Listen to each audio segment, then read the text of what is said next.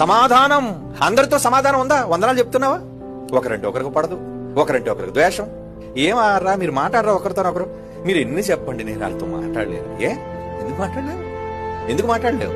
ఎందుకు మాట్లాడడానికి మనసు ఒప్పట్లేదు? పళ్ళు లేవు నీకు, నరికెత్తాడు ఏదో రోజు, కంగారేవు లేదు. ఎందుకంటే నీలో పళ్ళు కనబడలేదు అనుకో, దేవుడు చూస్తాడు.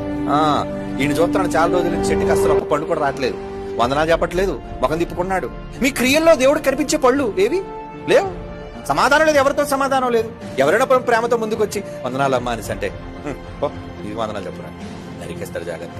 మళ్ళీ ఎలాగంటే కోపం, మేము నరికేస్తారా మమ్మల్ని? మేము నరకం. దేవుడు గొడ్డలి చెట్ల వేరును పెట్టాడు. మళ్ళీ ఎక్కడ పెట్టాడట?